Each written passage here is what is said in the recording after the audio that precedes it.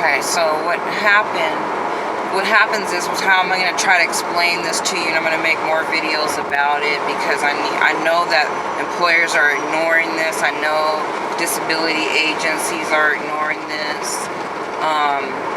That people are getting hired in jobs that have disabilities, and they don't really want to disclose it because they're afraid that they're not going to get the job.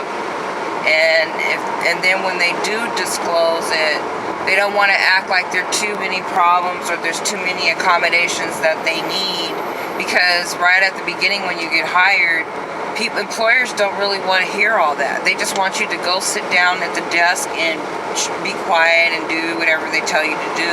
And when you start saying, excuse me, this is wrong, I need this, and this is going to help me be a better worker, this is going to help me be able to keep my job, can you please do this different? Then they start looking at you like, oh, well, who do you think you are? You should be glad to get this job. I can get 10 other people who won't even say anything. And then you start to realize that you don't want to say nothing. And so people with disabilities, what they do is they just work, and then they get worse, okay? And they do the job, and they get in more, basically their symptoms get exacerbated, okay? Like for instance, let's say you start a job and you don't have an alternative work schedule, so you're going to be in more pain, it's going to be harder for you, then there's more chance that you're not going to be able to get to work, you're going to have to go to the doctor more, whatever it is, you might need to go to physical therapy, you might throw your back out, you might need to go to the chiropractor more, or whatever. You still need to balance that somehow. Your body needs time to adjust. Maybe you need to sleep in sometimes a little bit, or stay in bed because it's harder because you've been working so many hours, right? But they don't do that. They're just like, well, if you miss one day, right away you're out, you're in trouble. And it's not any real flexibility in easing people with disabilities into the workforce, okay?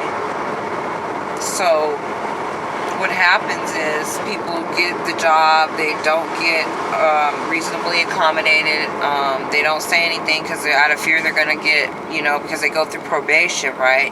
And a lot of times you get hired and you're either a temp or you're on probation, so you don't want to say anything before 6 months at least to a year, or you can be pretty much getting ready to get laid off or whatever, because they'll put you up first. If there's if they have to lay someone off, they'll be like, well, she was asking for this or that, made us have to buy her a new chair, and da-da-da, right? Okay, so people know this, right? And so when you get there, okay, so what happened to me is when I got the job, and I went down to Lakewood, I interviewed for the position, they liked me, they offered me the position at Puyallup. I went there, I think, as well, and interviewed, and I was in the business administration department, and what happened was